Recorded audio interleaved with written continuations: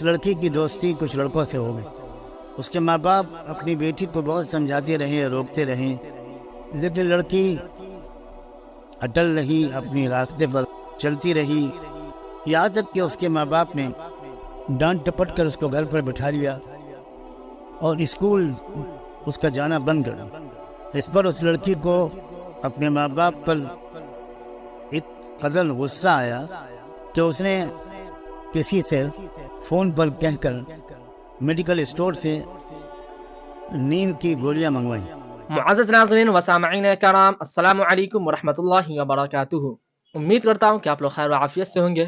اللہ عز و جل آپ تمام امت مسلمہ کے جائز مقاصد کو پورا فرمائے۔ معزز ناظرین، آج کی جو ویڈیو ہے وہ دل کو دہلا دینے والی ویڈیو ہے۔ حضرت مولانا سجاد نعمانی صاحب نے ایک 15 سالی مسلمان لڑکی کا ایک واقعہ سنایا، جس کو سن کر آنکھوں سے آنسو جاری ہو جائیں گے میرے دوستوں، میرے عزیزوں۔ بہت خوفناک یہ منظر تھا۔ جب میں نے ان کی پہلی بار یہ والی ویڈیو دیکھی، ویڈیو سنی، آواز کو سنی، انہوں نے جو 15 سالی لڑکی کا جو واقعہ بتایا یہ بہت افسردگی والا واقعہ ہے۔ تو میں چاہتا ہوں کہ آپ لوگ پہلے یہ والی ویڈیو دیکھیں، پھر انشاءاللہ آگے گفتگو ہوگی۔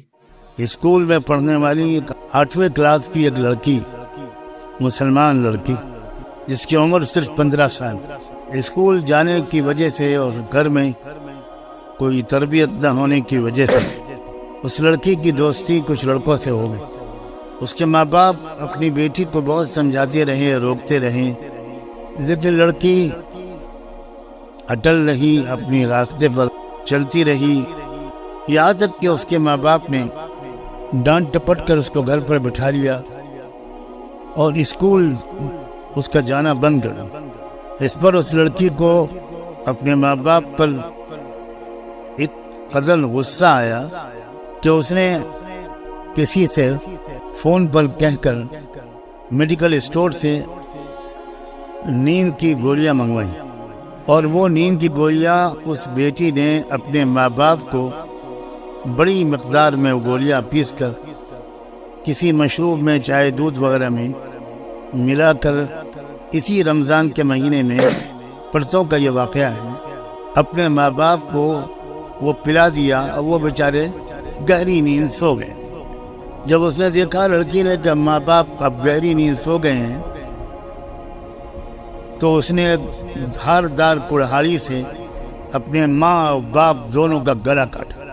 جب پڑوسیوں کو کچھ اندازہ ہوا اور انہوں نے دیکھا تو باپ کو آخری سانسیں لیتا ہوا پایا، ماں تو مر چکی تھی۔ باپ کو لے کر اسپتال دوڑے لوگ، لیکن وہ جاتے جاتے یا وہاں پہنچ کر اس کا دم نکل گیا۔ پولیس نے اس کی تفتیش شروع کی، تب اس سے پتہ چلا، میں تفصیل تو نہیں بتا رہا، میں خود مقصد تو کوئی خبر کی تفصیلات سنانا نہیں، تب پتہ چلا کہ یہ اس بیٹی کی حرکت ہے، 15 سال کی لڑکی،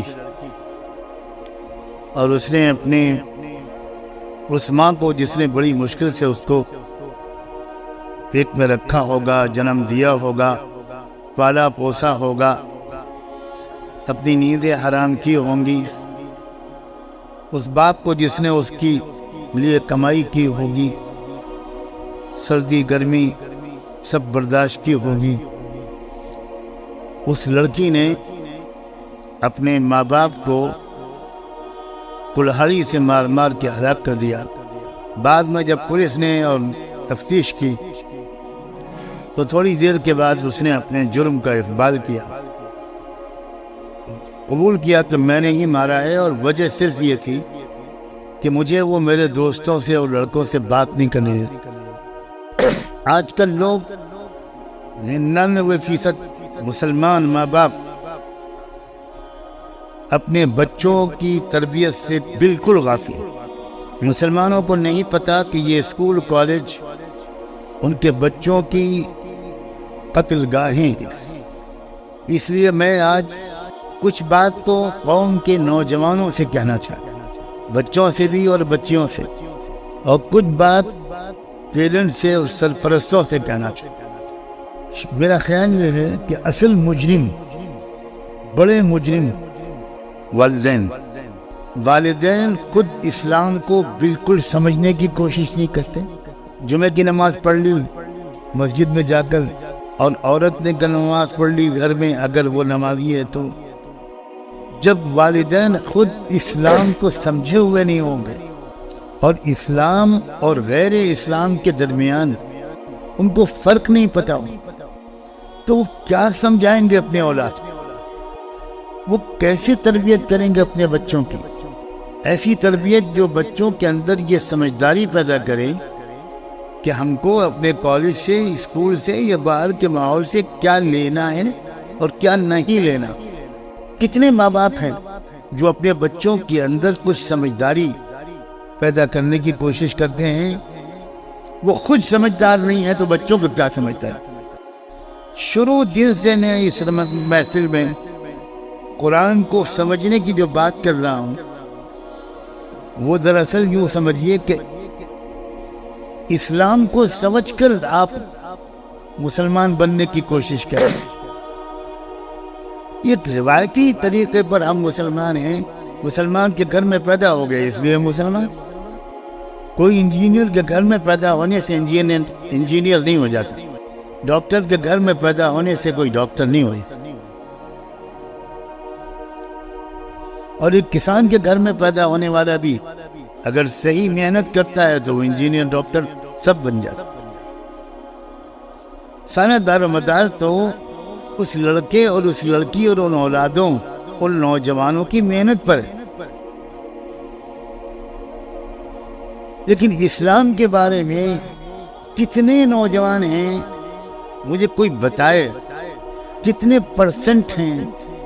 کیا ہیں 10,000 میں ایک نوجوان کوئی ہے؟ کیا 50,000 میں کوئی ایک نوجوان ہے وہ یہ کہہ سکتا ہو کہ میرے ماں باپ نے مجھے اچھی طرح اسلام سمجھایا ہے، میں اسلام کو سمجھ گیا ہوں، مجھے اسلام سے میں نے بے سمجھے نہیں اس قبول کیا ہے، میں صرف اس لیے مسلمان بالکل نہیں ہوں کہ میں مسلم گھر میں پیدا ہو گیا۔ کوئی ہے آپ میں سے کوئی بتا سکتا ہے کہ آپ کے والد نے آپ سے یہ کہا ہو؟ بولیے، جواب دیجیے۔ کوئی کہتا ہے آپ میں سے اپنے بچوں سے کہ تم صرف اس لیے مسلمان نہیں بن سکتے کہ تم میرے گھر میں پیدا ہو؟ کوئی ایک ہے؟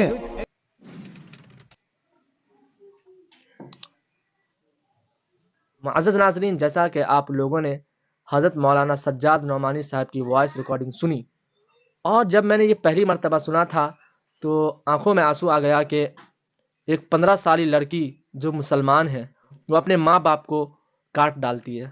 یہ کتنی افسوس کردہ بات ہے، جس ماں باپ نے اسے جنم دیا ہم اسی ماں باپ کو مار ڈال رہے ہیں، جان سے مار ڈال رہے ہیں، زندہ کاٹ ڈال رہے ہیں۔